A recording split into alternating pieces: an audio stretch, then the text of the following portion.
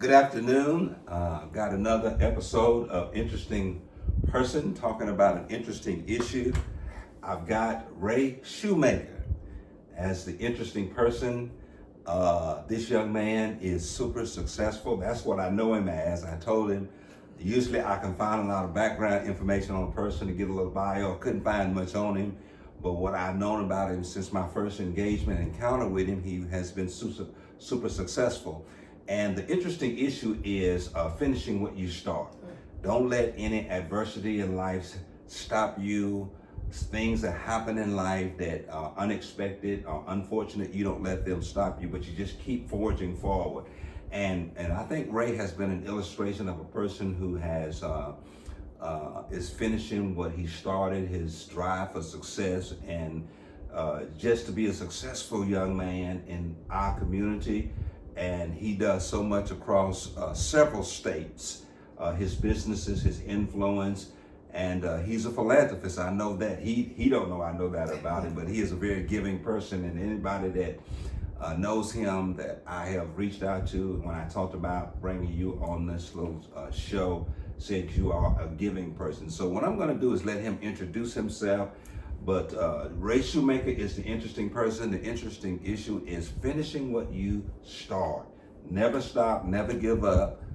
Don't let adversity, setbacks, regardless of whether they're self-inflicted or they're induced by people, never let anything stop you. So I want to talk to you and let you introduce yourself. Hey, well, first let me thank you for having me on your show. Right. I've never thought of myself as an interesting person, but I certainly can appreciate that. I am Ray Shoemaker. I reside here in Tupelo, Mississippi. How long you been in Tupelo? 20 years. 20 years. Been in Tupelo 20 years, and I love this city. Yeah, I do too. Yeah, I love the city of Tupelo, and have family, 3 kids, and wife, and all those are here in Tupelo, and I operate a business out of Plantersville, although I live in Tupelo. Gotcha. So your home base is in Plantersville as far as your business? For my business. Gotcha. And I've had that office in Plantersville even prior to moving to Tupelo. Gotcha. And so I always wanted to set a business in Tupelo. Gotcha. In the Plantersville area to kind of build out from that area and to help the communities that surround Tupelo, Plantersville, the Lee County area. Tell us a little bit about the business. Okay, so the current business that I operate is known as MedAdvo. Okay. MedAdvo. Mm-hmm. Gotcha. MedAdvo is short for medical advocacy. Gotcha. And so with that business, I work with schools, I work with individuals, I work with attorneys. Attorneys is, that kind of is the major portion of what I do in my day-to-day business. Gotcha. And that is working with attorneys, dealing with their clients that have had some type of misfortunate incident, whether it's a car wreck or whether it's something in the hospital system or something of that nature. Gotcha. So you really advocate for anybody, for the patient if they're injured in any kind of medical situation. So tell us a little bit about how long you've been operating that business. So I started operating that business in 2012. 2012. In 2012. Gotcha. And really from 2012 it hit obviously a stag, and we'll probably talk about that stagnation at some point. And then came back in 2015 and really started working that business. So that business really in its full form of MedAdvo has essentially been operating about 10 years. 10 years. I tell you, we just hit the 10-year mark actually. Gotcha. So is that the only enterprise business you got going? I mushroom my business out of that. Yeah. I operate several doing business ads and DBAs under my host business. So MedAdvo actually is really a doing business ads under my Mississippi Business Support Services. Right. And that corporation, I provide different services to schools and to other entities. And then, oh, by the way, in there is MedAdvo. Gotcha. So talk about your education. Tell me about your education coming up. So grew up in the second half of my childhood, grew up in Walnut Grove, Mississippi, small community. You told me you grew up in Chicago too. Yeah. Chicago is where home is initially. For me, my birthplace. Gotcha. And I'm a big Bears fan. Yeah. So. They ain't with it, but. Ain't many of us. So, but still, I'm loyal. So with the second half of my childhood in Walnut Grove, Mississippi. Walnut Grove, Mississippi. Gotcha. Very small community, much like a Plantersville. Right. Plantersville reminds me of Walnut Grove. Right. I went off to college in Southern Mississippi in Hattiesburg. Yeah. From there, went into the military. Gotcha. And went on in the military. Military sent me back to school. I earned a master's degree in healthcare administration. Gotcha. Also earned an MBA. Yeah, I heard you got an MBA. MBA, Mississippi, a master's in business administration. Gotcha. And now I'm currently pursuing my doctorate. Okay. At Jackson State University.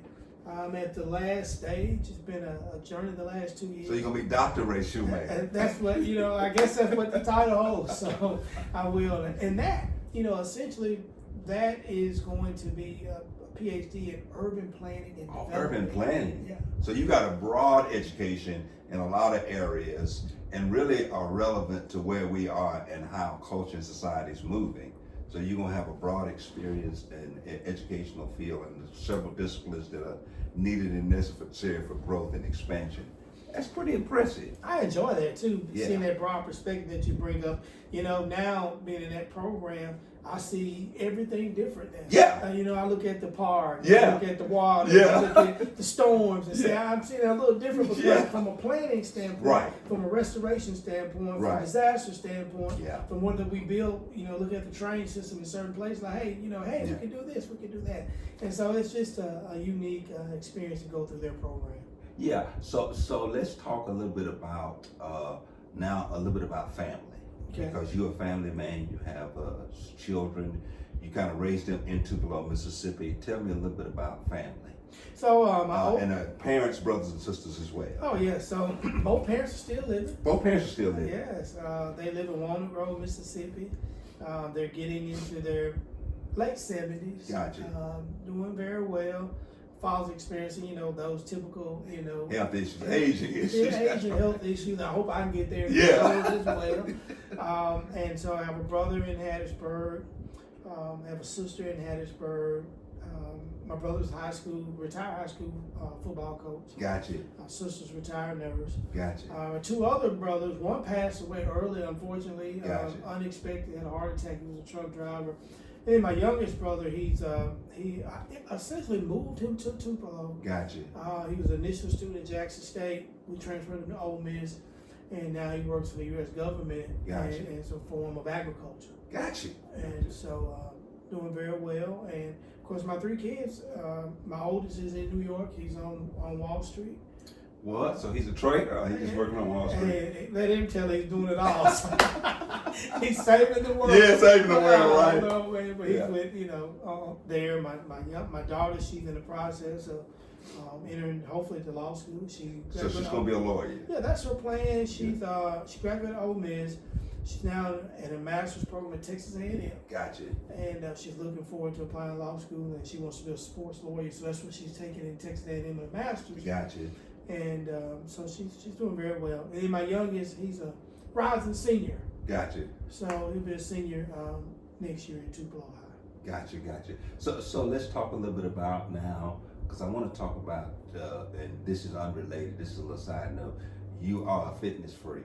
Yeah. Because I see you running all the Man, time. You're really into your health, fitness. I'm tough. just trying to get that out of the way because I really want to talk about that because, as we age, our health becomes important because not only do I want the length of life, but I want a quality of life. So let's talk about that. What makes you so disciplined to stay focused on your fitness? So two things. One is having that experience in the military. Gotcha. Okay, so that just kind of translates into your civilian life. Yeah. Yeah. And it's a habit that you build that it stays with you. Yeah. But the second most important thing is in life, no matter what it is, if there's something that you have as a weakness, or in this case, genetically predisposed, Yeah. you have to figure out how to overcome it. Yeah, that's why I do it. Yeah. Yeah. And so, technically, I'm genetically predisposed for high blood pressure, Me too. diabetes, Yeah. all those things. So, thank God for the military, but also the ability to say, hey, I need to focus on my health because if not, I'm going to find myself with some of those issues later on in life. Yeah, I work myself off of all of that. I'm on no medications. It's because of diet. It's because of lifestyle. It's because I have a do about 20 miles biking every day. That's awesome. But I work I see you myself out completely. Yeah, I completely work myself off of all medications. I take none, but it takes a lot of discipline, a lot of focus, and like you said, it's because I'm predisposed to a lot of health issues that I didn't want to carry into my old age, that I saw my family members carry into their old age. So let's talk about what do you think the keys are in being successful? Let's talk about that, because I know you're a successful guy. You've been able to maintain success. Tell me and I know you got probably more than 3, but give me the 3 keys to being successful in business. So, first and foremost, I think of being successful in business is finding that business that's not like work.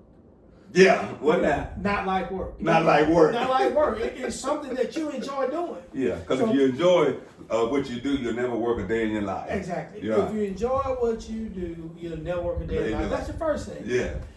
The second thing is to be purposeful in and engaging and involved in your business. Okay, gotcha. Being purposeful and engaging and involved in your business. Gotcha. I tell guys quite a bit.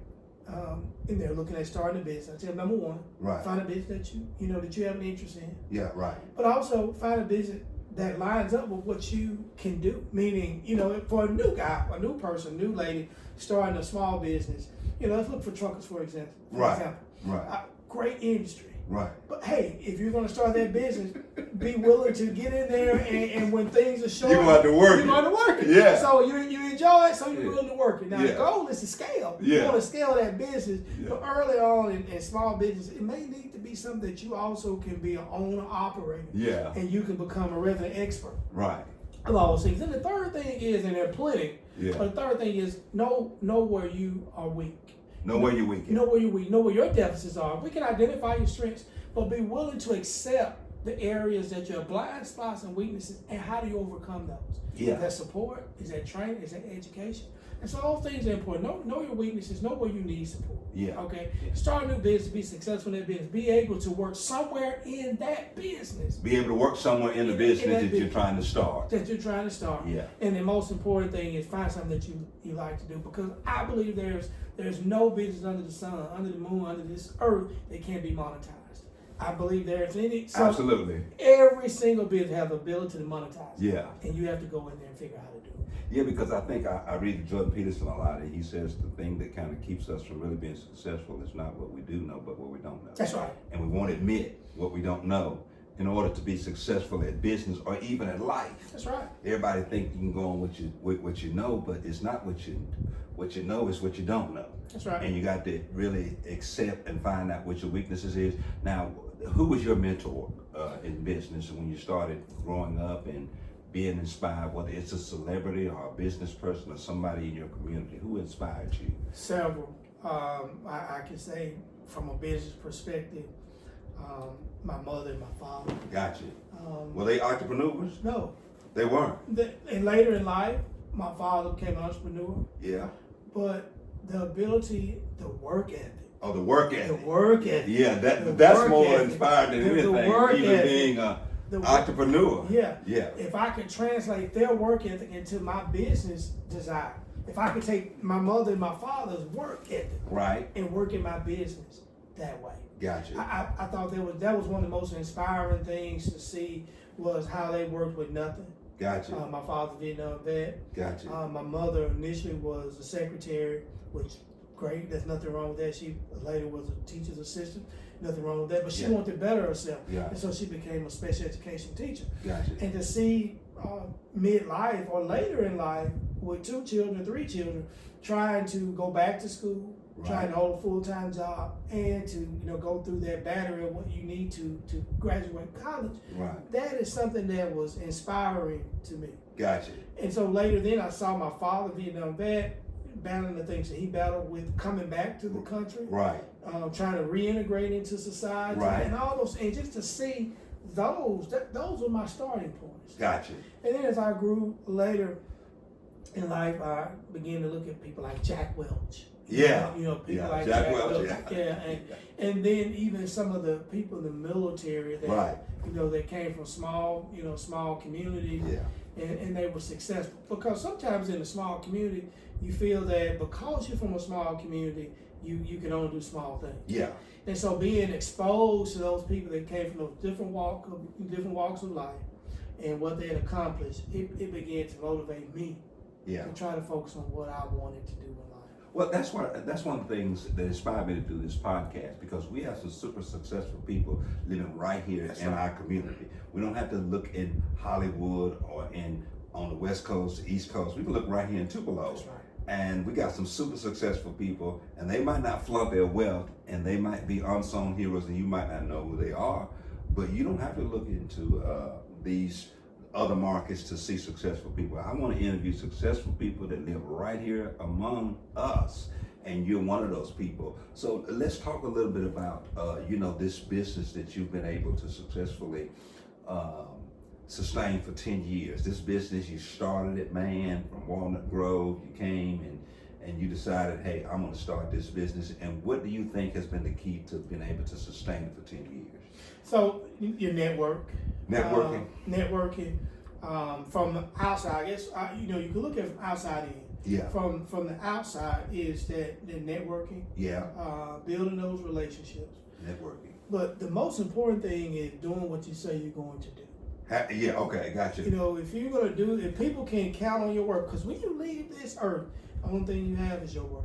You don't have. You're not taking the dollars with you. Yeah. You're not taking.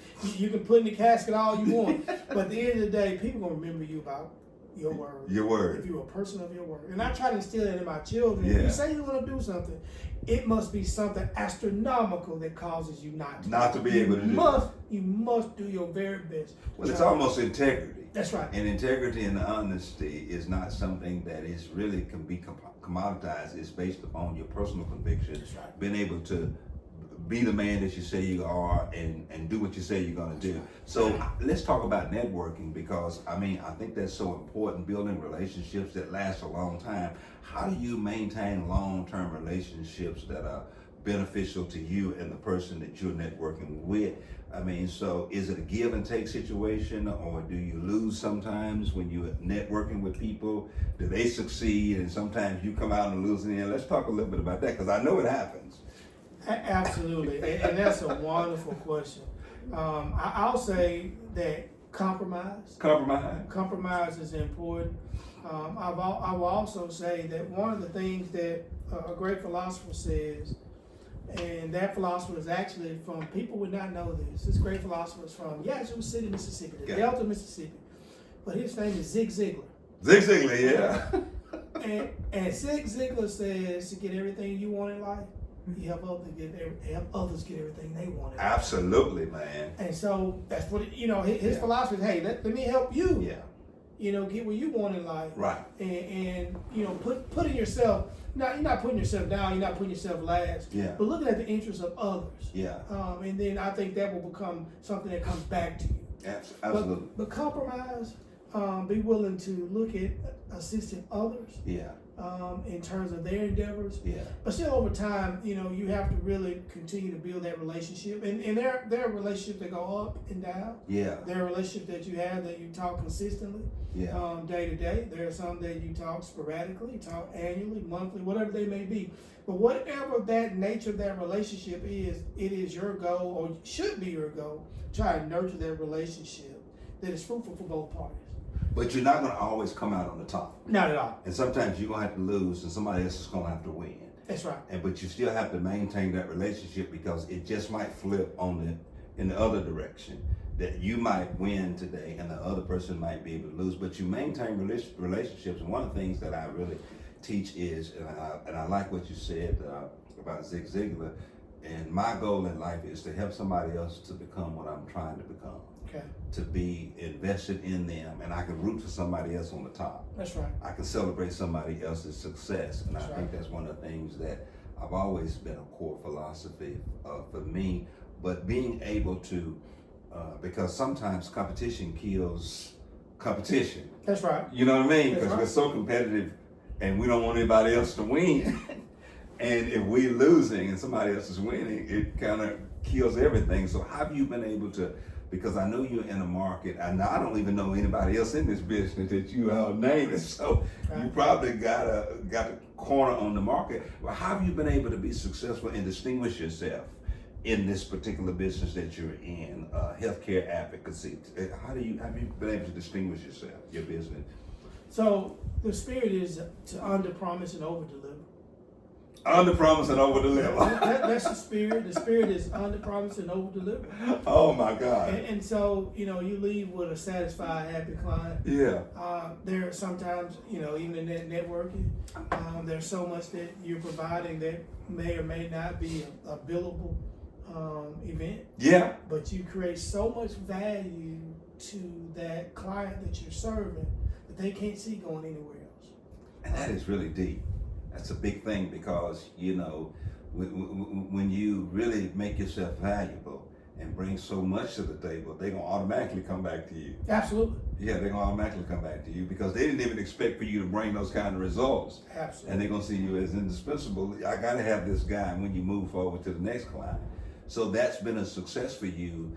You've been able to make yourself very marketable, but also valuable to people. And those relationships, how long does the average relationship? Is it long term or short term? So I look at relationships as some are transactional. Yeah. Yeah. And some of those are, you meet for this particular transaction, this event, and that relationship is set aside. Yeah. Although that relationship may be transactional at that time, hopefully you plant a seed that the next time a like transaction comes around, that person remembers you because of the quality of service that you provide. Right. Now there are some that are, that you want to build are those lifelong relationships. Gotcha. And in those lifelong relationships, you have to, from my perspective, let me say this, the transactional monetization is not important to me. Right. In that relationship, because it's about a lifelong relationship. You mentioned something that's very interesting. You mentioned the fact sometimes you win, sometimes you lose. Yeah. Sometimes in my long-term relationships, there may be 5-digit due amount due to my company. Yeah. But because of the situation and circumstances, because of the relationship, there may be opportunity for me to forego those situations because I want to build the relationships because it could be a tough time for that client or that client's client. Yeah. And so when you look at the totality of this relationship, that's what the spirit is, and to build those, because that person is going to tell the next person. Yeah. And the next person. Yeah. And that's what you're trying to do, is build that brand to under promise and over deliver. And I'm really inspired. I'm almost bubbling over to ask this question. How does Ray Shoemaker spot potential? Because there's no way you can be successful for 10 years, build the client relationships you have. And how do you spot potential? How do you know you spotted somebody that's going to be successful? Give me that idea. How do you spot potential? Man, that's an excellent question, because first and foremost, you only have one time to get that first appearance, that first impression. Yeah. You get that one time. Right. And so, and I know sometimes it may or may not represent that person in that one time impression, but you initially look at how that person carries themselves, how they operate, how they move, how they communicate. Now, over that same person, once you get beyond that first impression, you obviously have time to observe that individual. Yeah. And then you can see if this person is in a productive space. Yeah. In a productive space. Yeah. Also, I look at some of our people on Facebook and some of those social media. I look at how they may respond to certain points of negativity and certain things. And now I'm like, hey, this is not a person I want to be involved with. Or this is not a company that I want to be involved with. So there's so much that goes into whether you can determine whether you want to do business with this person or company, or if this person is going to be successful or someone that you want to align yourself with, because keep in mind, people buy you. So they're going to buy you before they buy me at Advil, they're going to buy me. And that's the same thing. I look at someone else before someone else buys them. I buy their brand, they're going to look at what their brand stands for, who's behind it. And it ain't got nothing to do with that we couldn't be friends, we just can't be in business. That's right. Ain't got nothing to do with it. That's right. You're a great person, and we could be friends, probably go out and get a drink and kick it. Absolutely. But we just can't be in business together because something about, I had Kenneth Bell on here, who's CEO of Bell and Associates. He talked about how he has a low retention and he can spot a good employee because he sees them as family. and he brings them in and he lets them be a part of the business. They're not working for him, they're working with him. And I was interested in how you see that. Do you have any employees, people working under you? So, and I love this component. Most of my employees, they're subcontracted out. Subcontracted out, which is really smart. Oh my gosh. Yeah. That is a smart move, man. So typically, if I'm managing or managing a law practice, Yeah. Those employees of the law firm, they're employed by the law practice. Yeah. All right. So I'm either supervising them through that law practice arm, or there are times when I'm on a specific project, I have these particular experts that I use on an encounter basis. Yeah. And so I've had up to 5,000 employees. 5,000. 5,000 was the top. It's a little bit more than 5,000, but somewhere just shy of 5,100 employees before. And there's beauty in that. There's beauty in leading and changing people's lives. Yeah. But there's so much that goes into that and trying to build a culture. Yeah. It's about building a culture, like you said, Mr. Bell. Yeah. He builds that family culture. He's very successful, by the way. I love what they do. I love their outreach and all things in the community. Yeah. And really about building people, you know, he talked about building people. You build a business, but you also got to build people. You can't build a business without it making an investment in people, because people have an impression and they glean a lot of inspiration from the way you carry yourself, the way you move. And I was just really interested in how you spot potential, because, you know, so much of what people used to could hide. Because 3 things, I heard a guy this week, it really blew my mind. It scared me too, but it blew my mind when he said this: everybody has a public life, a private life, but we also got a secret life. All right. Okay. And the secret life is what scared me. I'm like, dang, man. And that's so profound, because you really don't know people, because you might know their private and their public, but you don't know their secret life. And that really, you have to really be discerning. And I talked a lot about on the episode with Mr. Bell about having that discernment, especially in business, if you're trying to scale and build a successful and sustainable business. So tell me something about, you know, because I really want to talk about finishing what you started. Very little in life, you know, people, sometimes they get discouraged, they have a setback, things happen, and they just can't get their footing back, or they give up in despair. Because one of the things I know about you, you're successful, and you've been able to maintain that success. And what I know about you, you like a cat. You always land on your feet, no matter what has happened. And if you're comfortable talking, just let's talk about that, because I'm fascinated the fact that you, bam, but you keep going, you're still doing it. Yeah, absolutely. So one of the things, you know, I tell people today, and you know, sometimes I get a bit frustrated, to be very candid, with when I see those individuals with so much potential. Yeah. That do not have what I call, I don't even think it's a word, that I call, they lack stick-wittedness. So, stick-wittedness. They lack, I love that. They lack it. They lack stick-wittedness.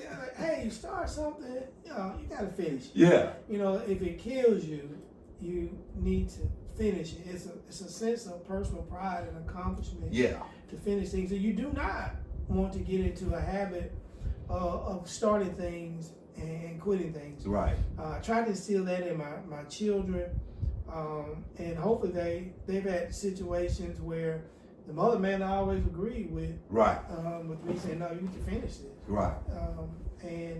But I hope they can. But you make them stick with what they start. Stick with your start. You don't quit it in the middle. Yeah. And that really ticks me off about parents now. Mm-hmm. Okay, you made the investment, the time, the money, and the energy, and then you let a kid quit. Yeah. That's crazy to me. Exactly. No, you don't get to quit. You don't. Stick-wittedness. I love that. Stick-wittedness. and especially, you know, in personal situations where you try to talk the child out of doing this. Yeah. They convince you they want to do it, and then the first time it gets tough, they decide to quit. Yeah. And I'm not going to give you a soft landing. I'm not giving you a soft landing. You ain't getting no segue to get out of this. You're going to continue this process, you know, stick it through it, and you learn through that. But I'll say, you know, going to that point, using my life, you know, I have faced some challenges, you know, in my career. I mean, time has passed, I'm going to tell you, but it just seems like, man, where does the time go? Yeah. We're getting old, right? Yeah, that's got to be it, man. So early in my career, started off in business and got into healthcare. Healthcare is kind of my thing. Yeah. That's my bread and butter. Yeah. And got into the hospital businesses and things of that nature, and found myself on the wrong side of the legal spectrum. Yeah. Yeah. And was in actually in business in Batesville, and that's where it initially occurred. The issues occurred in Batesville, but I had moved on. Yeah. From there, separated from my partners and started my own business. Yeah. And was moving throughout the Southeast and wanted to build a global company. Faced with some legal challenges that stripped me of my businesses. Yeah. Stripped me of my pride. Yeah. And actually spent some time incarcerated. Yeah. I spent a total of about 26 months incarcerated, 9 months on what they call home confinement. Yeah. I was kind of on an ankle brace. Yeah. And through that process, during that 26 months, I still had an opportunity to think about what I'm going to do when I get, back on to this level footing, back into society. Yeah. And so I entered back into the healthcare spectrum in a different way. Yeah. In a different light. But I like to say that the intestinal fortitude put me in a position where I didn't decide to just give up. Yeah. And to either be on that side of the system or to be less than what I thought I could achieve prior to any of those legal challenges. Yeah. So my goal has been to get back, stick with it. Stick with it. That's I love get that back word. out here, yeah. Start my business over, yeah. and then, the second time, people may not know it, the second time, it's much harder. It's much harder. Much harder. Because you got to regain your reputation. You got to set your pride aside. Yeah. You got to become a public image. Yes. And a public figure. That's right. And with all this stuff shadowing over you, you still have to put yourself out there because most people retreat. That's right. Because they don't want the embarrassment that comes with it. As Esther Prynne in the Scarlet Letter walking around. Yes, But you still got to move and operate. Right. And that's what I most admire about you. Yeah. You might have had a Scarlet Letter, but you got back out here. You stood up. You got back moving, man. And that's not something easy. Now we're talking about it like it's something small. But most people are not able to do that. It's not. It's tough, man. I'll tell you 2 points. Now I'll tell you, I had a second opportunity to go back in my cave. Yeah. And let me tell you, the first opportunity I had, the first engagement with my business, fresh out of prison, the first engagement, someone reminded my new client of my history. The first engagement. The first engagement. The very first opportunity I had to open my doors to my business, this attorney reminded this other attorney of my past. Yeah. Now, what's so interesting is, thank God, because God is, He's supreme. Yeah. He's supreme. Yeah. This attorney said, I already know it. Yeah. And sent me a copy of the email. Yeah. And asked me. Yeah. Did I want to take any legal action against him? and I said, no, I'm not even worried. So you had somebody trying to sabotage your restart before you ever started. Before I even get out the gate. I'm still in the gate. Yeah, yeah. And they were appalled about it. Yeah. Shared it with me and said, do you need us to do anything legally against him? Yeah. And I'm like, nah, I'm not going to even worry about it because that's not my fight. And that's not your focus. Yeah, that's not my focus. Yeah, you can't allow the distractions to distract you from your focus. That's right. Now, I want to know this because how did you come out not bitter, angry, wanting to, because if you come out with this idea that I'm going to prove everybody wrong, or no, I'm going to try to prove myself innocent and try to prove everybody else wrong, I don't think you could be successful as you are. You didn't even focus on that because, you've already demonstrated you had an opportunity to probably take some legal actions against somebody who's already trying to sabotage you. Because that's emotional, mental, and psychological. How do you overcome that and deal with that and not be trapped into that? You know, what I've learned, and had it not been for that time to take a recess or a break, I may not have had an opportunity to read and reflect. Got you. And study. So you were reading and reflecting while you were in this process, in this season process of your life. Yeah. Yeah. And so in that process, one of the most important things I learned is if you harbor hate, anger, all those things, it only harms you. Yeah. I mean, that person didn't think anything other. You know, when they made that message, they were done with it. Yeah. So for me to carry that on against him, I only was going to hold myself back.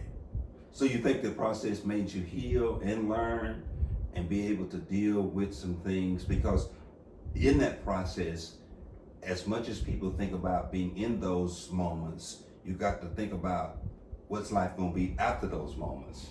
And I think people get so embittered because they're in it and they wallow in self-pity and they allow anger and frustration to seed and don't realize a better day's coming. Absolutely, they don't realize. Yeah, they don't see that. You got to start looking and be hopeful and optimistic. You know what I mean? Absolutely. My grandmother, she's still alive, and she's in her 90s, nursing home, bedridden.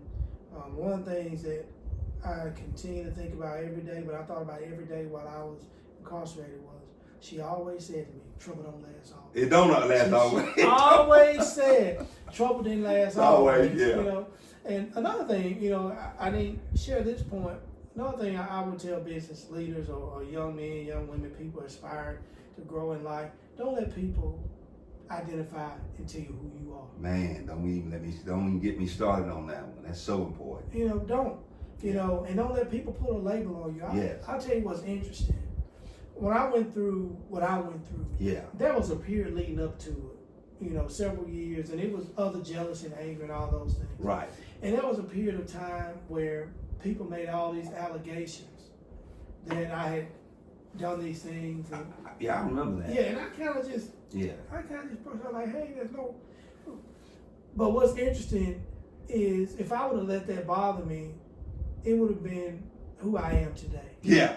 And what's so interesting, it was a man, a gentleman, God rest his soul, that was part of those allegations. Yeah.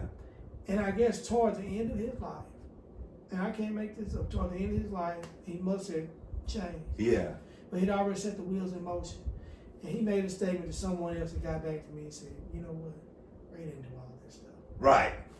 Too late then. Too late then. But too late. Yeah. But if I had taken on and began to think of letting somebody else identify who I am and what I've done when I knew better, that would have made a different shape of who I am. You should always know who you are, who your character is. Yeah. Now, how have I felt on the, I don't even profess to, try to, convince anybody I'm innocently guilty.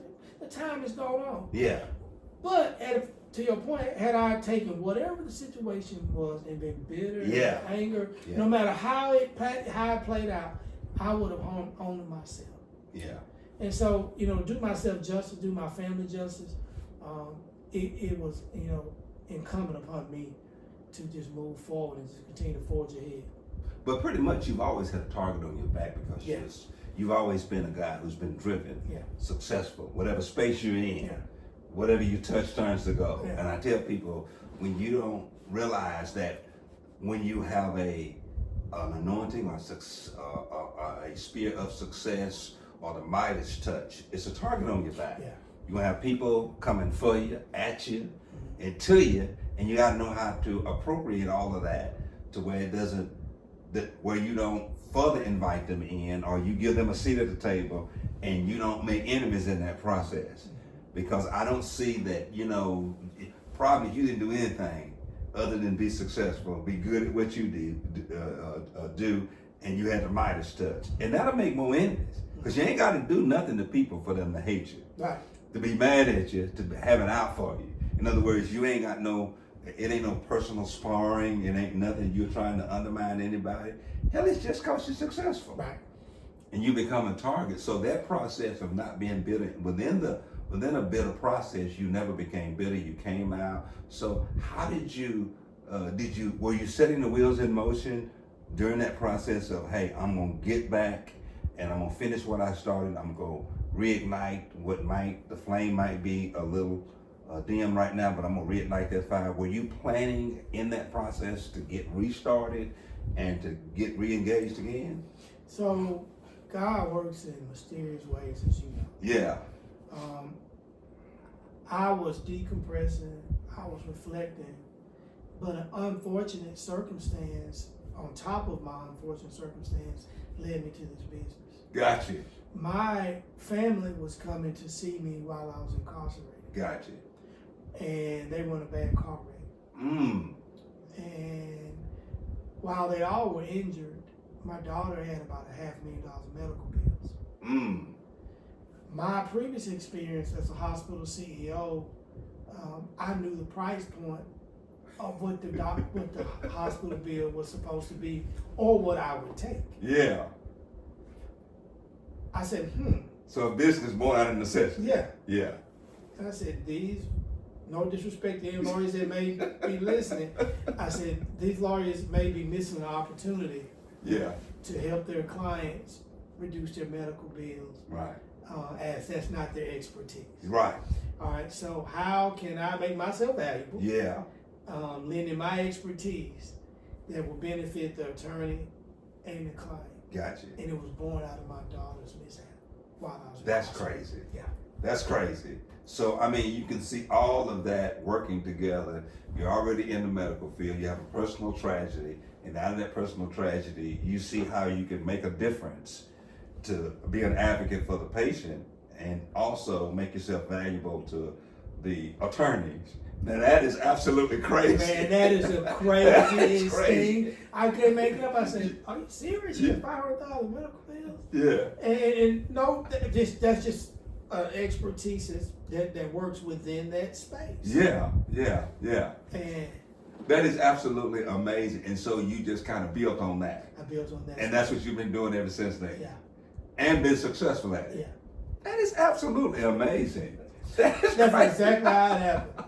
So really, because see, sometimes God is always, I tell people this, and this was my favorite phrase, and I didn't coin the phrase, God is always preparing us for what has not yet happened in our life. That's right. And God sees around corners, and God can look into the future, and he can be preparing a path for us that we don't even know we're supposed to be on. And he can redirect our lives to get us to where, okay, this is where you're going, but it's really not where I want you to be. But I've given you all this experience and exposure to get you here so you can really be successful. Now, do you think, you've been planted in fertile ground as far as your business right now compared to the business you were in before you had your situation? So, one of the things, as God continues to mold and shape you, I focus on my business, but also a great deal of community advocacy. Yeah. Just helping the community. Yeah. And so if I were to take out that community advocacy, which I love, this business I would scale. Yeah. I mean, I would move it for a franchise concept and things of that nature. Yeah. And so I've elected to focus on those 4 or 5 states, as opposed to making a national company, for the fact that you want to give community service and you want to engage and give back. Yes. And pay it forward. That's right. Because you could, and it really does limit you being able to scale a franchise and take it national because you have a heart for community. Yes. And you want to give back as much as you've been given. That's right. And that's really the heart of a servant, man. And really, if you talk about the scriptural descriptions of Jesus, what a servant is a person who has been given much and much is required, and they want to give back much to us, and it limits, you could really be richer than what you are, more successful than what you are. Definitely. Definitely limitation. I chose a limitation. You chose a limitation. Yeah. You're not putting any limitations on yourself. You just want to really be able to give back and give so much. I think it was Dickie Scruggs. I met him in the barbershop after his experience with his situation, and he talked about how it changed him in such a profound way. Yeah. It does. It changed you, and you want to give back so much more. And like Todd Christie, that Trump just pardoned, he says it changes you. Changes your perspective about everything. about the human condition, because and I want to talk about this. So much of what you and I see, everybody's not successful like Ray Shoemaker. Some people fall between the cracks, had the same opportunities, had the same advantages. Somehow, something in life didn't drive them, or they didn't make the choices. So let's talk about this thing. You have to really intentionally choose to be successful. It just doesn't happen, does it? No, it doesn't. That's a choice. It's all about choices. Yes. And making the next move and being deliberate and intentional. Yeah. It just don't fall in your lap. Because let's talk about talent versus this idea of talent versus nourishing. Do you think you're talented, or you nourish a talent or a gift? Do you think you're just naturally a businessman, naturally driven, or did somebody motivate you? Tell me about that. I want to go back to choices. Then I want to answer that. Okay. Because I like what you said, choices. I love that because you have to choose to be successful. Yeah. And I've coined the phrase, and I've used it for years. When we're talking about being successful, it's choices and chances. Yeah. All right. You make the choice, yeah, or you taking a chance, yeah, not to be successful. I mean, right. Which one? Now, you make a choice to do the right thing, put in that work, But if you may have that talent, it comes to that talent piece, right? But if you don't make the right choices, you take some real chances, yeah, on not being successful, right? So it's about, when you're looking at success, about choices and chances. Which will you choose? Yeah. And so then, when we look at, are you talented? Are you gifted? Are you someone that's going to work, outwork the next person? Right. So first and foremost, I believe everybody has a gift. Yeah. All right. And I believe that you have to, first and foremost, have the spirit of discernment, go to God and ask Him to give you a gift, show you a gift. God, what is my gift? Yeah, absolutely. Now you taking a chance. Yeah. When He give you that gift and you don't nurture that gift. Right. That's right. You don't nurture that gift. That gift, whether you can sing and Lord, you're not using it for His glorification, that gift may be gone. Yeah. All right. So we all have gifts. Yeah. I think we have to figure out what that gift is. Like I told you early on, I think every single business, every single idea has a ability to be monetized. I don't care what it is. What it is. I don't care. I learned that in Shark Tank. Yeah. Care what it is. You find a problem, if you can solve that problem, you can commoditize it. That's it. And you can make money and become a millionaire. Because who would ever think Jeff Bezos, found a sweet spot? Yeah. Competing against Walmart, Kmart. Yeah, now he's about to take them out. Yeah. So we all have that gift. And in addition to gift, we all have special talents. Yeah. That we may be born with. I mean, some things, some people have certain things that God gifted them and they have a special talent. Yeah. But I also believe in something I call the 2/3 rule. 2/3 rule. Yeah. And the 2/3 rule, I believe, is no matter what you do in life, 1/3 that you're gonna have a shortcoming in. Right. So it's 1/3 of no matter what it is, if you're an NBA basketball player, there's something that you lack. There's something that you can be there on time. Yeah. You can be there early. Yeah. All right. You can be the work ethic, but you may, like me, I was gonna be there early. Yeah. I was gonna be a basketball player. Yeah. I'm out run, I'm out work, I'm gonna do everything. Right. But the 1/3 is not short. Yeah. All right. So there's gonna be 1/3 of something that you can't control. You have to lean to your gift and your talents to be successful, because there's something that you will not have that you have no control over. Absolutely. But if you maximize your gift and your talent, you're going to be successful no matter what. You have to understand there's something some element. Man, I'm going to unpack that because, I believe that because, let me show you. This is what I know of being what I am and do what I do for 40 years. And I've studied the scriptures of all 40 authors who wrote it, and the people and the characters that are in it. And this is how I phrase what you said. Every great man is given a great strength, but he's also given a great weakness to equalize and to minimize that great gift. There you go. Because the Apostle Paul says in Corinthians, he says, I was taken up into the third heaven, and on my way back I met Satan. He buffeted me. I was given a thorn in the flesh. And really, you got to really translate that. He saw what was lawful for no man to see, but God equally met him and gave him a weakness to stabilize his strength. And when he said to God, take it away, God says, my grace is sufficient. He says, you're better with it than without it.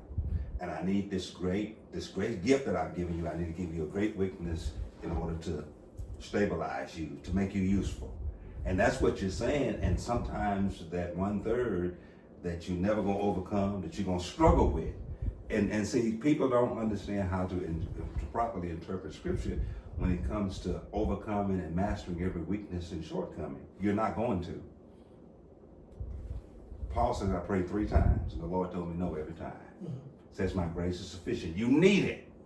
The 1/3 is what you need because it keeps you humble, it keeps you focused, it keeps you dependent, and it doesn't make you become too independent, that you don't need anybody else. And that is a really good philosophy and a really good way to think. Absolutely. The 1/3, you never gonna overcome it. 1/3.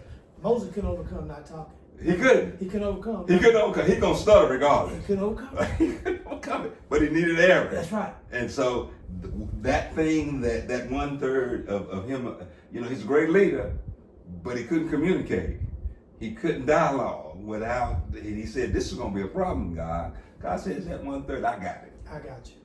You talk to Aaron because I'm gonna talk to you. That's right. And that is a really good philosophy, Ray. That's true. And people don't realize that because nobody is complete with everything. That's right. You're not gonna have it all. You might have the 2/3, but this is 1/3. You gotta have it in order to balance you out. And see, I'm scared of a man or a woman who's too perfect. That's right. And think they're too complete. That's right. And they have no flaws. That's right. Because like I said, everybody got a secret life, a private life, and a public life. And everybody, that secret life, God gives you something in your life to balance you. Everybody has a great weakness that you're going to struggle with, and God's never going to take it away from you. That's right. Whatever the malady is, we don't know whether it was a physical, emotional, spiritual thing Paul had, and many speculate what it is. With sisophone, we know it hurt, it was uncomfortable, it restricted his movement, whether it was his vision, whether it was a sexual sin, whether it was some kind of habit he couldn't overcome. Whatever it was, God says you need it. Because I'm taking you here, but I want to keep you here. And in order for me to take you here and keep you here, I got to give you this to remind you, hey, you ain't all that. That's right. Yeah. And you need me more than what you would think you need me if I kept you here and didn't give you something in here to keep you thinking mentally down there. That's pretty smart. And I didn't mean to go that deep, but I'm just saying that's really a good thing. So how do you deal with that 1/3? Do you see it as a handicap, or do you see it as now I need to bring more people in or somebody in to help overcome and compensate for that 1/3? You first have to be willing to see it. Yeah. That's the problem, because Right. you'll never change what you won't acknowledge. That's right. That's Dr. Field saying, you'll never change what you won't acknowledge. That's right. Yeah, And, yeah. And you nailed it when you said someone that's perfect, that's too perfect, that means they're not willing to see their flaws. Yeah, yeah, And then you said it earlier too. We have to be the change that we want to see in others. yeah, So we have to realize that, hey, I'm not perfect. I got some weaknesses. First, I got to be willing to see those. Yeah. Now, how do I overcome those? yeah. You know, do I put these people around me? Yeah. Do I ask for more advice? Do I get me a mentor? Do I take a class? Yeah. Whatever that may be. And so the key is be willing to see it. Yeah.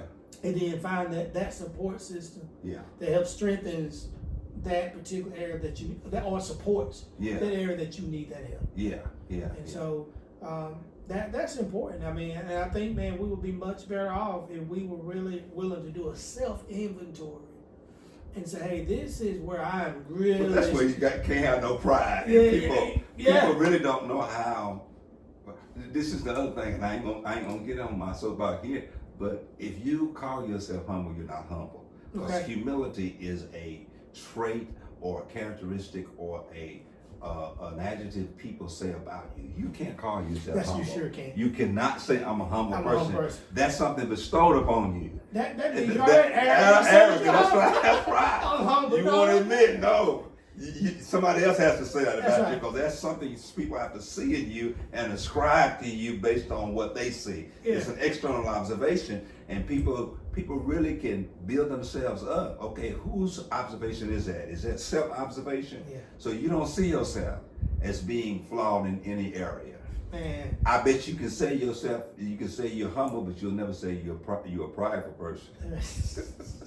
We're so right. You're so right. You won't ever Right. admit, and to say that you're a prideful person says, okay, look, that's really admitting a flaw.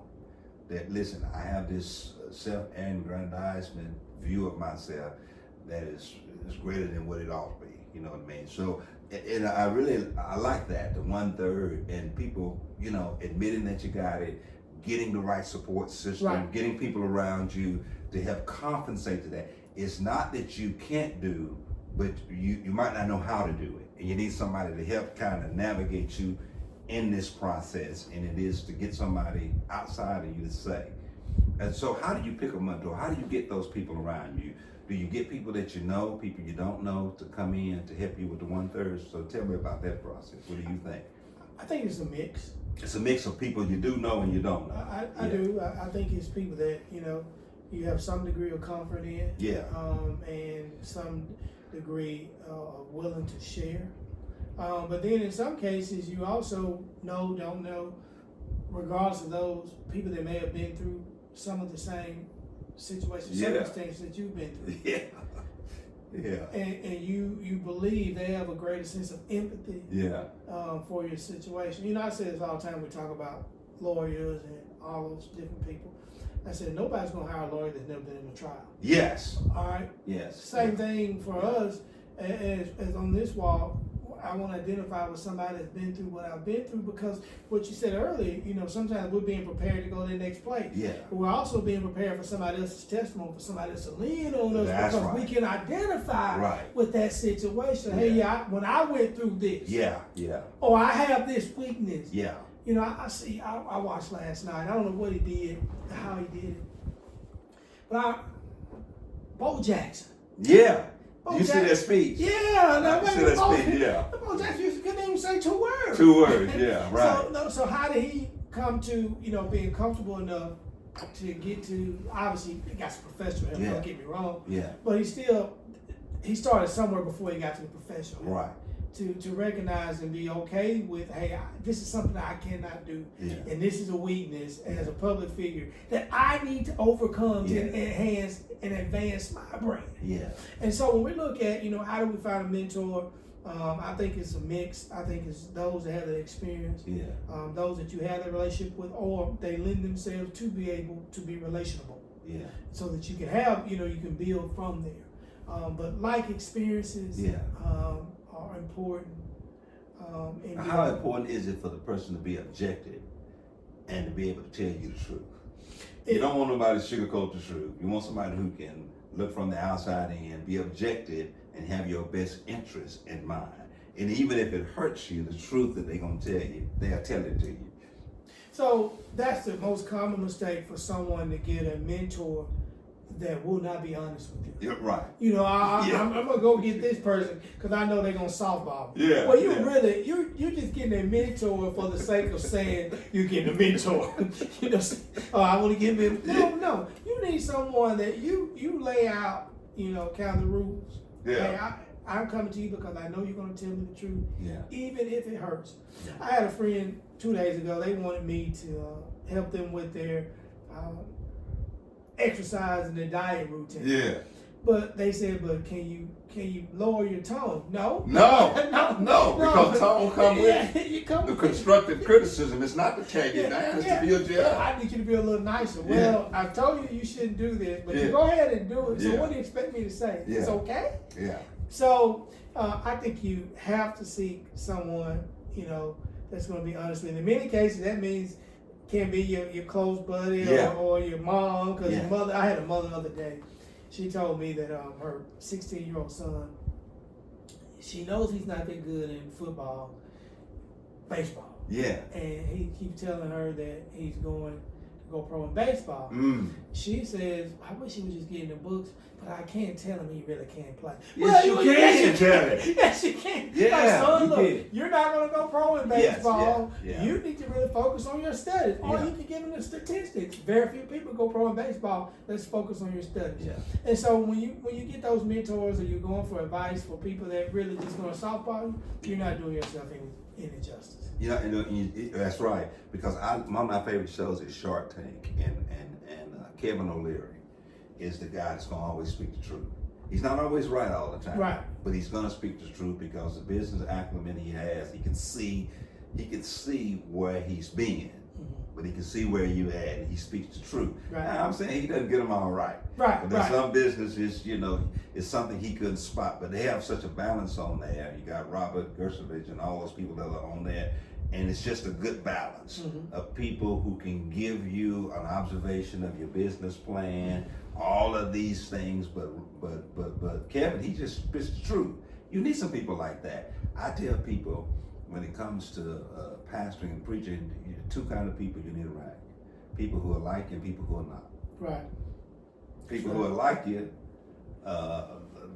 they'll love you. Right. And the people who are not like you, they'll love you but tell you the truth. That's right. That's right. You need two kinds of people around That's you. right. People who are like you, people who are not like you. Because there's some people that are like me, listen, they'll go along because that's what we like. We friends. Then there's some people, they can't get down with that and they'll speak the truth to me. That's right. And they're needful and necessary. I don't get upset with them. Okay. I don't get rid of those people. They're nothing like me. They don't get down like I get down. They don't go where I go. They don't do what I do. They don't engage in what I engage in.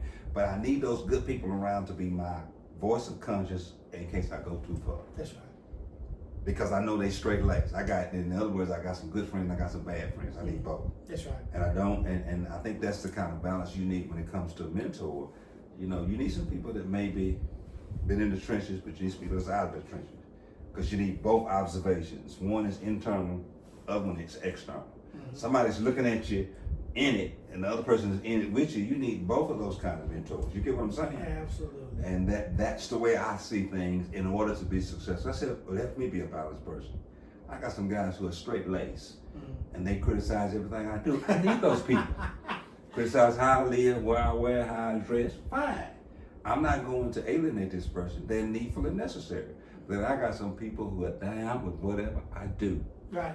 Because they're in it with me. That's right. So, and that's really what I wanted to kind of bring that in. So, getting through these seasons of your life, because you said something earlier that I want to go back to. I title it like this.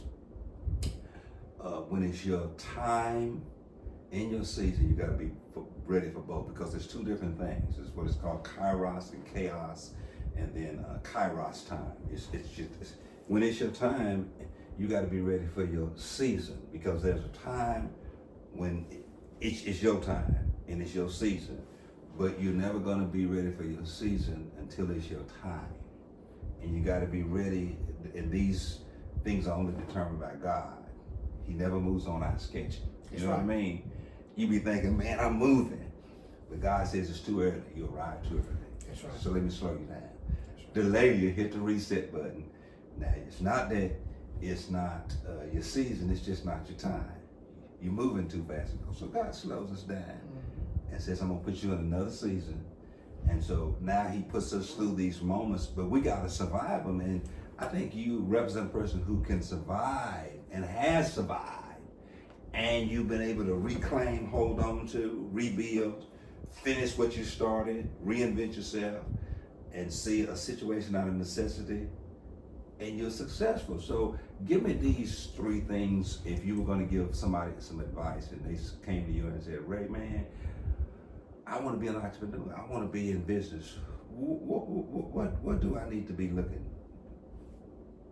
looking for? What do I need to be doing? Give me three things. So what I would say first and foremost, what is that business? Yeah. Again, back to that, what is it that you like to do? Yeah. Does that align with your gifts and talents? Yeah. Does that align with those gifts and talents? And then born out of that, the first thing, prepare yourself. Prepare yourself. That's the number one thing, is prepare yourself for whatever endeavor that you're going to go toward. Yeah. Prepare yourself. Second thing is, while you're preparing yourself, what is your plan? Man, I ain't going to get to that because people don't really have a plan. Yeah, They spontaneous. I want to be an entrepreneur. Yeah. Okay, what's your plan? What's your plan? What's your plan? Yeah. So you want to prepare yourself, whatever the training and all those things. Maybe let's say you want to be a air conditioned, HVAC guy. Yeah. Okay, what's your preparation? You're gonna go to school, get your license. Yeah. All right, now you want to launch your business. So what is your business plan? How do you go about your plan? Your money, your clientele. How, do you need to get a part-time job? Yeah. How you gonna make ends meet until then? And the third thing, the 3 P's. What is your pace? Yeah. So you're gonna prepare yourself. Yeah. What is your plan, and at what pace? How are you going to scale? How are you going to get into the business? How is that business going to scale? What do you see that business? I put all those on the page. Yeah. What do you see that business in 5 years? Nobody should ever get in the business to be in a forever. Yeah. You need to get in the business with an exit strategy. Always an exit strategy. Always. Always an exit strategy. Always an exit strategy. And so, how do you want to prepare yourself? What's your plan? And they're different. And what's your pace? And what's your pace? I want to unpack the pace because I think Kenneth Bell talked about this, a couple of entrepreneurs that I've interviewed, is when you talk about pace, it takes a time to be able to really profit and live off of and live a lifestyle from the business. Because so many people, they want to live like an entrepreneur and they're not there yet.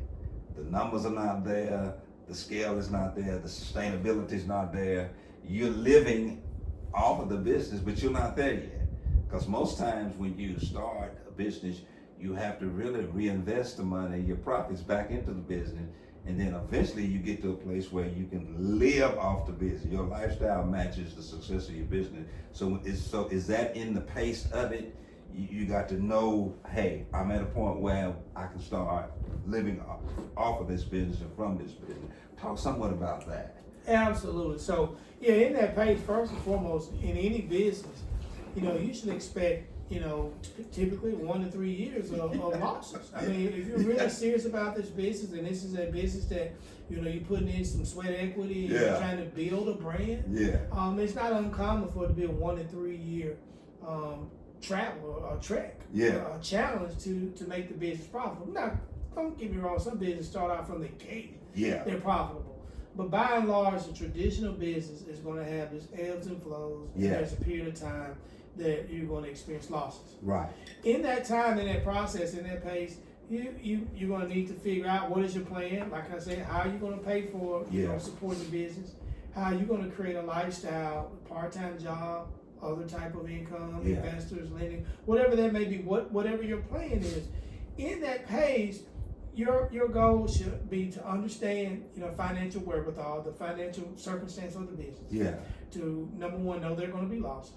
Number two, to expect to need to reinvest. In that business going forward to make that business a profitable business. Right. And then if you survive to that 5-year mark, most businesses, 80% of businesses don't survive. They don't survive to the 5-year mark. They don't survive that 5-year mark. Yeah. So once you start over that 5-year hump, now as a business owner, as an entrepreneur, you can begin to look at how you live, how is your lifestyle, how is your your FTE, your full-time compensation, and other things. But until then, it's total commitment, total investment, total supplication of this business in order to make it. If you believe in it, if you have talent, if you've been praying in the spirit of discernment, this is your gift, this is what God told you to do. That doesn't mean He's going to do it for you. He's going to give you the tools to do it. But you got to put the work into it. And so those are my thoughts on how, in terms of pace, that they're, the business, it looks pretty from the outside. And some people have the spirit of loving to see the name or owning a business. But you have to have the stomach. Because you got to have the proof of concept. Proof of concept. Proof of concept is, and I tell people who won't come to me about being an entrepreneur, and if it's in the space of selling and marketing, go to the flea market. Proof of concept. That's right. Go out there in that small market where somebody else is assuming most of the risk. There you go. And you're not spending a whole lot of money in overhead. Go out there and proof of concept. Is it a business that is needed and necessary? Will people spend money in order to engage your business or your idea, and can you make a profit for it? And that's what I learned from Kevin O'Leary, proof of concept. That's right. It might be something you're passionate about, but people are not passionate about it. And if they know passion from people, it ain't no profit. That's right. It's just a good idea that you're passionate about. That's right. And proof of concept is you got to go out, you got to find somewhere to test that market. That's right. And see if somebody wants what you're selling. That's right. Or wants to buy what you're selling or what you're marketing. And if you don't have proof of concept, and it's a good idea to you, but it's not a good idea to the people, because you don't buy your own products in the sense that you profit from it's other people. It's got to be proof of concept. And I'm not even a business guy, but I got that much sense That's to know. right. You got to make it work. It's got to make it work. Does people want to engage? And then we're not even going to, and I do want to talk about this, about having, you can have proof of concept, but don't have good customer service, good personality, good customer engagement. And it still doesn't matter. That's right. So let's talk a little bit about that, because personality matters, customer service matters, customer engagement, and then in this Yelp and Google review, people can review and put all of your reviews online. So how important that is that customer service and being able to have a personality that really is people can really gel with. Absolutely. I think that's key. I think it's paramount. Keep in mind, my belief is that people buy you first. They buy you first before they ever buy your product. But they're looking at you, your personality, your attitude, your demeanor. Yeah. And then at the same time, your personality, your attitude, your demeanor is what type of employees you bring. Yeah. And so the customer service component of any business is the entryway.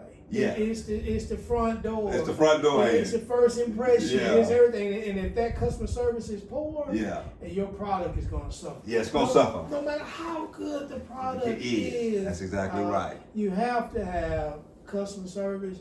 Your employees need training on how to relate. Yeah. And to deal with not just your common customer, but your difficult customer. Yeah. I mean, there's still a way to deal with people. Because you can get money out of even difficult customers. That's right. You can. That's right. And you don't need to dismiss them as, okay, they ain't got nothing to give me. You got to know how to deal with both. Absolutely. I view those within, a perspective of those are learning experiences. Yeah. Sometimes you should take that difficult customer and figure out how to deal with certain situations. Yeah. I mean, there's opportunity. I mean, the customer's not always right. Yeah. And I heard that, hey, the customer's always right to Yeah. some degree. But in many cases, the customer may not be right. Yeah. But the way that because it may be a wrong perception. Yeah. Something could be flawed there. Yeah. But the way that you deal with them as if they are right. I mean, treating them with dignity and respect and trying to solve their problem or their issue is what puts your business in a different stratosphere. Yeah. Now, I see my time is kind of moved. Man, this done went quick. I can't believe it. It's crazy how this has gone. But I did want to talk about a couple of things that I wanted to really share, because, when you go through situations like you've gone through, and, to establish some of the relationships of people who, were with you when you went in, but they kind of abandoned you when you went out. How does that process work? Because you still have to live in the same world you was in before these things happened to us. How do you because I don't see you as being bitter and angry at nobody. Because I say the best success is, the best revenge is success. That's right. That's the only way I think. Absolutely. The best revenge is success. Yeah. If you really want to get it. So how does that process work? And some of those relationships that you had going in to that situation, coming out of that situation, they might have changed, viewed you different. How did you personally overcome that and adjust your life to that?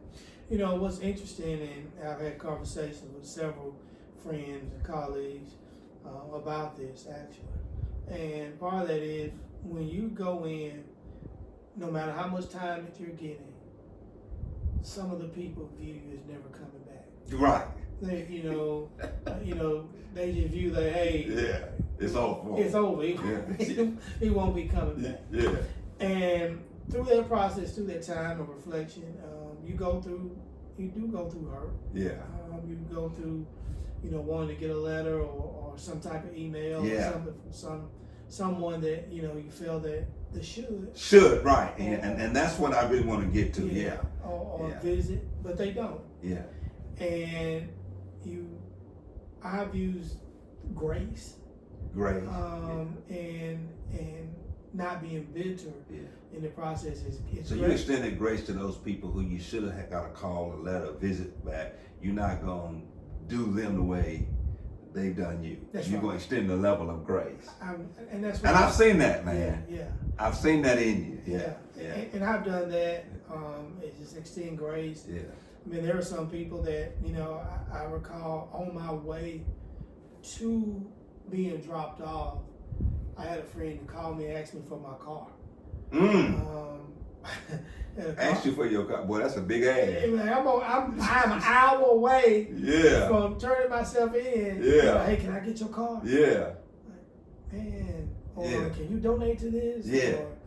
And no kind of thought process of what's going through my What head. you're going through personally. Right. And what you're having to walk away from and leave under the care that's not you. That's right. Your family, your children, Yeah. business, money, success, and all that stuff. Yeah. And so, but through it all, I've just, try to offer grace and extend grace to those people. Never, not one person that I ever mentioned that was my initial thought. Yeah. That they deserted it. They didn't show up. They didn't visit. They didn't go by and ask my family or check send on an your family. email or write a letter, and just chalk it up to we're all none of us are perfect. And they're no different, and just try to extend that grace to them. But let me say this way, and I'm really good. I'm good at discernment. I'm good at reading people. You're a deep man of faith. Right. You kind of like Jordan Peterson. You don't necessarily have to have a title, but you live as if though you believe in God. Oh yeah. And you've known God to be there for you when nobody else was. He's the one that helped you in the secret, private moments of struggle. And you look like a deep man of faith. Right. You might not do like everybody else do. You ain't got to shout in church, Right, scream and jump up and do all that stuff. But you really strike me as a deep man of faith. And talk a little bit about how your faith sustained you in this moment. Oh man, it did. And I'll never forget my sister-in-law from Hattiesburg. She gave me a Bible. Oh yeah. On my way in. Gotcha. And she had her notes in there. And that Bible took me through my time being incarcerated. Yeah. But by and large, I didn't read the entire Bible then. Gotcha. I went to Sunday school every Sunday or so and Yeah. other worship services. But what I did read quite a bit was Daniel. Yeah, man. Yeah. And that's a good one. yeah, and the book of Daniel, reading it in different days, in different moods, in different times. Yeah. It was a major impact on me and my faith and fasting and being placed in situations that only one person is working for you. That's God. That's it. And to stay strong in your faith against all odds is not something the average person would do. Yeah. And so I tell people all the time that's my favorite book in the Bible. But don't you see your life parallel to him? Because Daniel had nothing to do with getting to where he was. That's right. It was at the hands of other people. That's right. They saw him as a threat, and they were going to sabotage him with the person he had favor with no matter what. And he survived his lion's den experience, came out on top, maintained his integrity in the process. And don't you see that? And see, that's how God and the Holy Spirit work. Yeah. Because that's what we do from these ancient stories. They're an archetype, as Jordan Peterson says, and they teach us things about ourselves, and we see ourselves in these stories. Did you see yourself as Daniel in that situation? I did. Yeah. I did. I even saw my favorite in Behind Bars. Paul became my favorite character. Yeah. Paul became my favorite character. His integrity was impeccable. And came out and never became bitter. And even with the issue before he went in with John Mark, him and Barnabas agreed whether they want to take him on a missionary journey. But at the end of Paul's life, he reconciled that relationship. And in Timothy, he says, bring John Mark, where he's profitable. And really, I see you as a deep man of faith. I got a couple of minutes left, and I always ask people these three questions. Ray, I appreciate you coming. I think your story is inspiring. I think the best is yet to come. And I think whatever you want God to do for you, all you got to do is ask. Because you've been faithful in the darkest moments, darkest times in your life. And sometimes God allows us to put things into our account that we can later ask Him for because we're faithful. Because God doesn't reward success, He rewards faithfulness.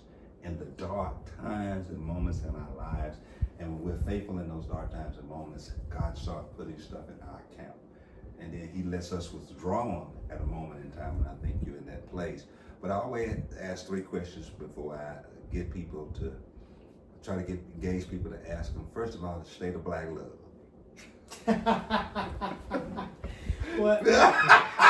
What's the state of black love? You know, black people, and I know that's our culture. I just like to get people's opinion of what you think.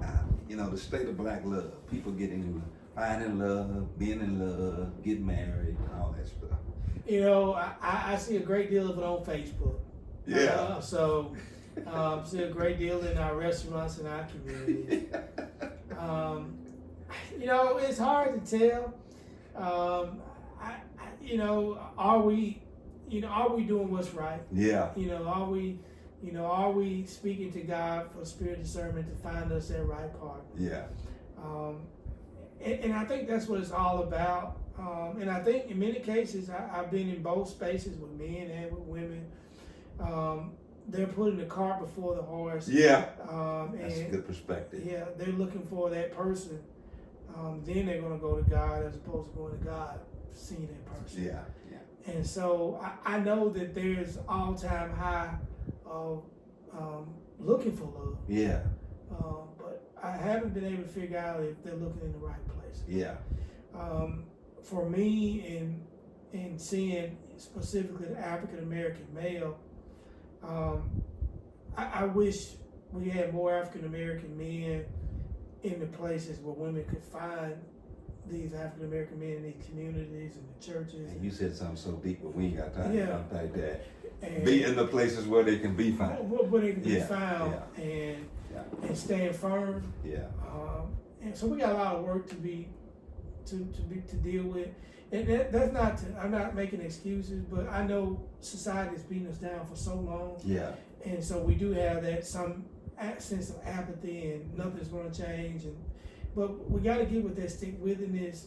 We got to get back out as African-American men and lead our families, lead our communities.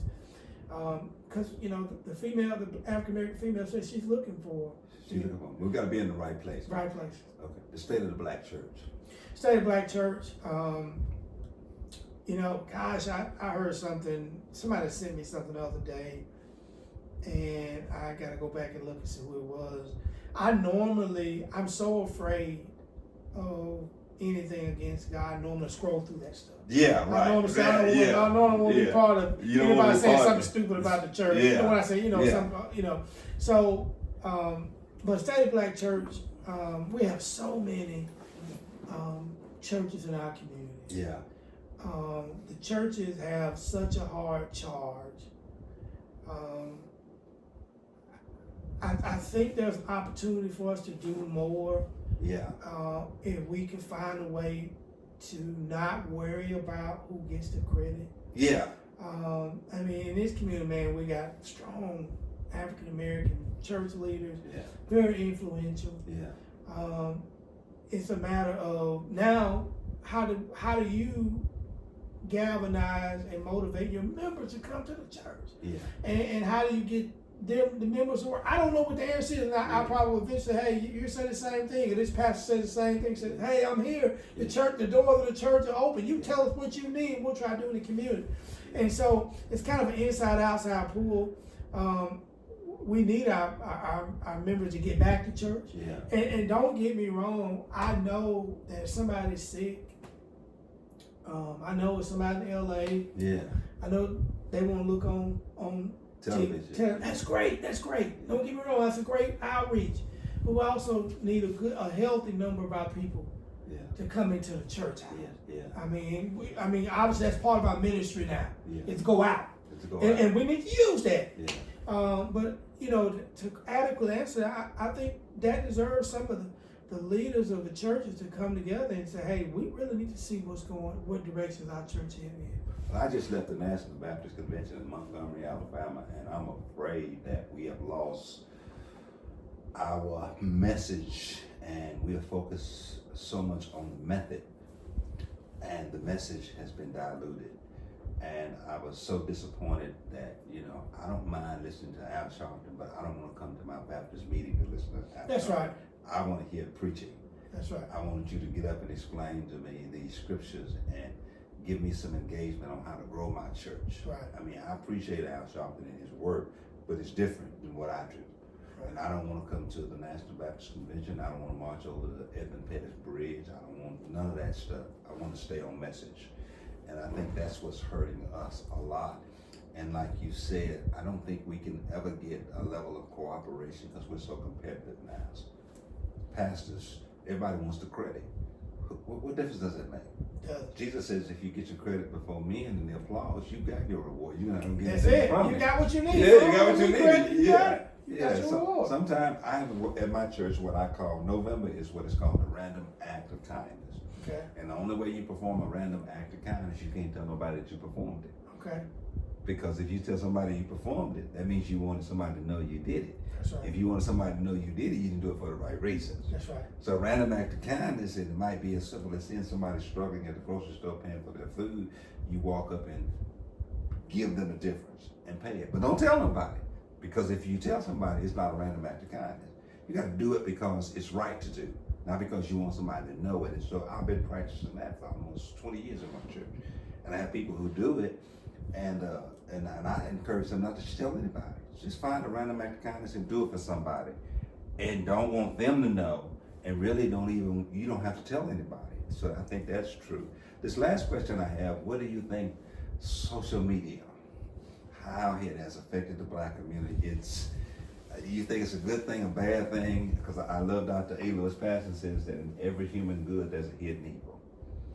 And in social media, there's a great good that's given to society and culture and to individuals, but it's also a hidden evil. So what do you think about social media? So when we get back to gifts and talents, God gifted the creators of this social media. Yeah. All those guys that started off with Black Page and Backpage and Black MySpace. yeah, all those things. That's a different mind that's created that thinks like that to come up with. Social media is an excellent outreach. It's an excellent way to stay in touch, communicate. But man is taking it for bad. It's taking it for bad. Yeah. It's bullying in it. Yeah. There's obviously distasteful things in social media. It's also a form of idol worship to me. Yeah. It is a form of that. I think it takes you away from that same time that you're scrolling social media and all those sorts of things. What have you done that same day in the Word or praying or worship? So it's a distraction. It's a definite good, but man is taking it for harm and had it for bad. Yeah. There's so many distasteful things, misleading things. People living their fake lifestyle. Yeah. It's the fantasy in their head, not the fantasy in their reality. Right.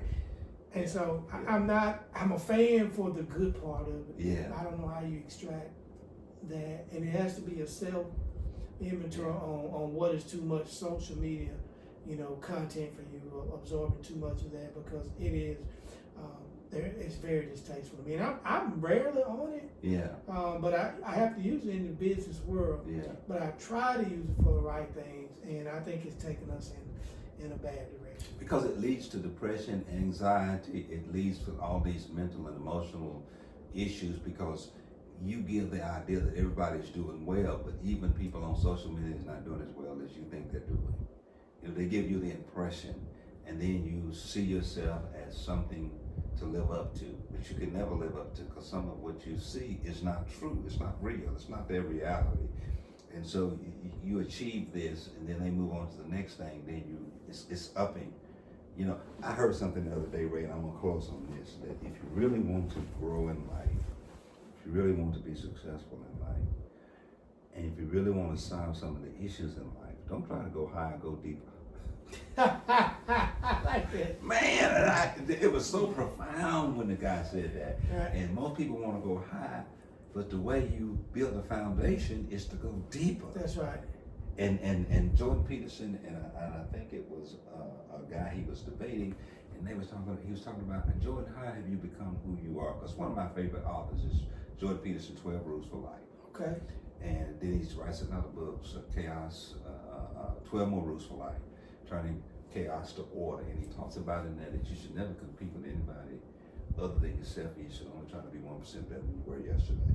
And I've just taken that, and he was talking about how he got to this place, and he says, because I stopped trying to aim high and started going deep. Because the deeper you dig, the more treasures you find, and the more solid foundations you can find. You can't find any foundations to stick anything to. Right. Rocks are not in the sky, they're in the ground. That's right. Gold is not in the sky, it's in the ground. The resources we need, you gotta learn how to dig deep in life. Start digging down and stop digging up. And I think that's when it comes to love, when it comes to faith and church, comes to social media, we seem like we're reaching for something that doesn't have any tangibleness that you can reach to. You gotta dig within yourself, dig within the scriptures, let your faith anchor you in these times and moments of uncertainty. So I just think that that's what people are not doing anymore. Everybody keeps reaching up, shooting up. How about dig down? That's right. Look within yourself, because like you said, God invested something in all of us. What anchors us is within us. And because in that moment of solitude, what you've been through, you didn't have nobody. Right. You didn't know nobody. Right. Those are not your people. You're in this, something in you. You have to dig deep, because I can't even imagine that experience. But Ray, I appreciate you coming. Thank you for having me. I think this has been really great. I think people are going to glean a whole lot of tangible things for you. So tell us how you can be located. Tell us about your business. Okay. Tell us what services you provide as far as mentoring. Tell us a little bit about your business and stuff. Okay, so my office is located in Plantersville, Mississippi. Gotcha. The name of my business is MedAdvo, which is a medical advocacy company. We focus on individuals with medical bills. We focus on businesses with medical bills. And oh, by the way, we work with law offices for individuals that have been in particular car wrecks and things of that nature. So even if individuals have been in an accident, they can reach out to us directly. Gotcha. And we will. And not necessarily through a lawyer, but they can reach out to you. Gotcha. Yeah, absolutely. In addition to that, I want to focus and continue to focus on mentoring our community. I mentor through various organizations in the community. We mentor in Milam Elementary, over in Tupelo, and even at the Boys and Girls Club. Yeah. For those that are looking for male mentorship programs, again, I can be reached in my office. My phone number is 662-678-3290. Again, Ray Shoemaker, MedAdvo, focusing on medical business and medical bills. Yeah. But also we provide mentorship for young youth in the community. And listen, he ain't wearing that color tie just for nothing. Don't let him and Nat Jones, they really having them good together. That's right. That tie ain't for nothing. Tell us just a little bit about you and that organization, your sorority. Y'all do a lot. Because you just had a Kentucky Derby thing or something. We did. Yeah, y'all do a lot. Yeah. So tell us a little bit about that. Yeah, so I can't let him leave, Nat Jones, without. So we have an organization here, Omega Psi Phi. Yeah. We have a local chapter, Omega Mu Mu. Yeah. We have 42 members here in our community. And we focus on mentoring, we focus on health initiatives, all sorts of programs, scholarships. Yeah. And we focus in our community with our youth ages 5 to 18. Yeah. We also help senior citizens, all sorts of things in the community, whether it's fire alarms, fire safety, health and wellness, all those things. We also partner with other organizations in the community, those sororities and fraternities. And we just are here to make a difference in our community. We're also collectively known as the Divine Nine. The Divine Nine. And we have a great group of organizations that are just part of what we hope to be the solution in Lee County. In North Mississippi, we cover 9 counties in this area. Well, and he thinks I got on his hat just because I'm trying to be fashionable. I got on this hat because I bought it when they hosted the state meeting. Wow, okay, all right. The guy, you had some vendors there, and the guy had this hat. He made these hats from scratch, and you gave him an opportunity to sit up there, and I got to meet him, and I had several hats made. Wow. And he makes from olive branch. Okay. And I met him at your state meeting, and that's why I'm telling you, this organization really gives entrepreneurs an opportunity, and I met a lot of people that I do business with even after that. Wow. When y'all hosted at the Bank South, so he made several of these hats, and they're very expensive. Wow. But that's what I wanted to kind of give a prelude to, a celebration that, through your relationship, through your fraternity, I met a whole lot of people. Awesome. I met people. I networked. I got to meet some people, and I've been giving this guy all kind of business because everybody want to know where you get that hat from. That's right. But Ray, appreciate you coming on, man. Thank you so much. Thank you for thinking about me. Man, listen, I think you an unsung hero. What you survive, what you do, what you give, your philanthropy. I've heard about your philanthropy. Now you say what you want to, and I ain't talking about no nickels and dimes. I heard about your philanthropy and how you give. But thank you so much for coming. I'm going to edit this and hopefully drop this today. And thank you all for viewing. And